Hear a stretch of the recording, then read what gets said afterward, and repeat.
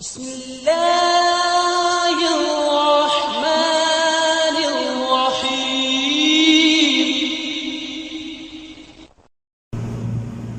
نحمده ونصلي على رسوله الكريم أما بعد عن عبد الله بن عمر رضي الله تعالى عنه أن رجلا جاء إلى النبي صلى الله عليه وسلم فقال يا رسول الله أي الناس أحب إلى الله وأي الأعمال أحب إلى الله۔ یہ ایک لمبی حدیث ہے جو علامہ البانی نے سلسلہ صحیحہ میں نقل کی ہے۔ حضرت عبداللہ ابن عمر رضی اللہ تعالی عنہ بیان فرماتے ہیں رسول کہ ایک آدمی نبی صلی اللہ علیہ وسلم کی خدمت میں حاضر ہوا،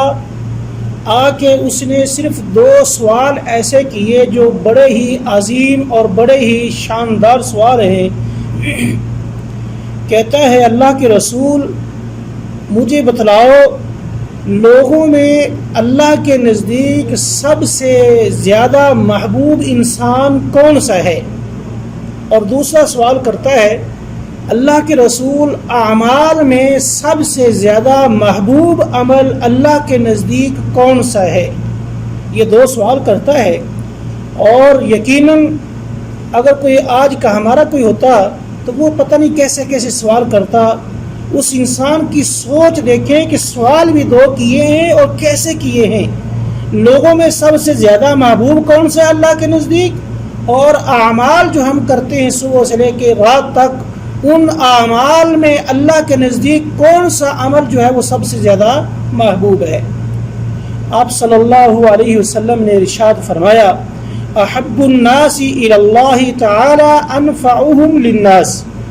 لوگوں میں سب سے زیادہ جو اللہ کے نزدیک محبوب انسان ہے وہ ہے جو لوگوں کو سب سے زیادہ فائدہ پہنچانے والا ہے، یعنی لوگوں کے خیر خواہی کرتا ہے، لوگوں کے کام آتا ہے، مطلب جو لوگوں کو سب سے زیادہ فائدہ دینے والا ہے وہی انسان اللہ کے نزدیک سب سے زیادہ محبوب ہے۔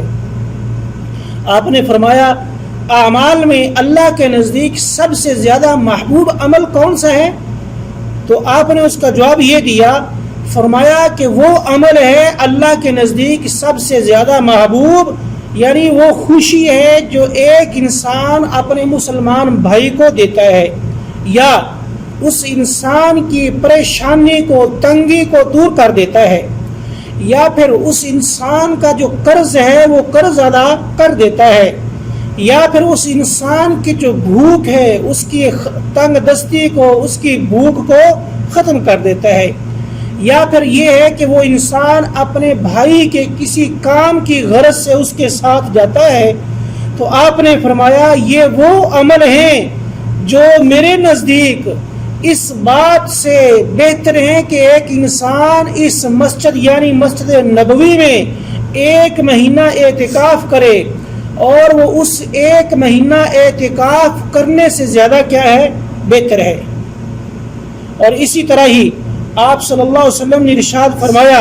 جس انسان نے اپنے بھائی کے اوپر غصہ کرنے سے کو روک لیا، یعنی اپنے غصے کو روک لیا، تو اس کے بدلے میں اللہ رب العالمین اس انسان کے عیبوں کے اوپر پردہ پوشی کرے گا۔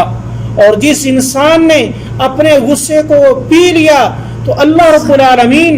اس انسان کے اس عمل کرنے کی وجہ سے، حالانکہ وہ اپنے غصے کو اگر چاہتا تو اس کو عمل میں لا سکتا تھا، اس کے پاس پوری طاقت تھی، لیکن اس کے باوجود اس نے اپنے غصے کو کنٹرول کیا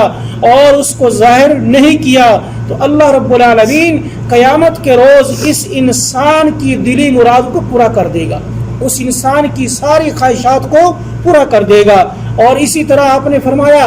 جو انسان اپنے بھائی کے ساتھ کسی کام کے لیے چلتا ہے حتیٰ کہ اس کے کام ہو جاتا ہے، اللہ رب العالمین اس کے بدلے میں اس انسان کے قدموں کو ثابت قدم رکھے گا۔ کب؟ قیامت کے دن، جس دن لوگوں کے قدم جو ہیں وہ پھسل جائیں گے۔ اب ہمیں ذرا دیکھنا چاہیے کہ میرے اعمال کیسے ہیں، کیا میرے وہ اعمال ہیں یا میں وہ اعمال کرتا ہوں یا کام کرتا ہوں جو اللہ کے نزدیک سب سے زیادہ محبوب ہیں، یا پھر وہ اعمال ہیں جو اللہ کی ناراضگی کا سبب بنتے ہیں۔ میرے بھائی ہمیں بھی سوچنا چاہیے کہ ہم کیسے اعمال کرتے ہیں، کیا میں لوگوں کے کسی کام آتا ہوں یا نہیں آتا، کیا لوگ جو ہیں وہ مجھ سے راضی ہیں یا ناراض ہیں۔ یقیناً جو انسان دنیا میں لوگوں کو ناراض کرتا ہے بلا وجہ، وہ اللہ کی ناراضگی کا سبب بنتا ہے۔ اس لیے میرے بھائی ہمیں بھی اپنی زندگی میں دیکھنا چاہیے، اپنے گریبان میں جھانک کے دیکھنا چاہیے کہ میں کیسے اعمال کرتا ہوں، کیا میرے یہ جو اعمال ہیں، کہ یہ جو عمل ہیں جو میں صبح سے لے کے شام تک اعمال کرتا ہوں، کیا یہ وہ اعمال ہیں جن کے بارے میں رسول اللہ صلی اللہ علیہ وسلم نے ارشاد فرمایا کہ یہ وہ عمل ہے کیا جو اللہ کے نزدیک سب سے زیادہ محبوب ہیں، یا پھر وہ اعمال ہیں جو اللہ کی ناراضگی کا سبب بنتے ہیں۔ اللہ رب العالمین سے دعا ہے اللہ تعالیٰ کتاب و سنت کے مطابق نیک اعمال کرنے کی توفیق عطا فرمائے۔ آخر دعوانا الحمدللہ رب العالمین۔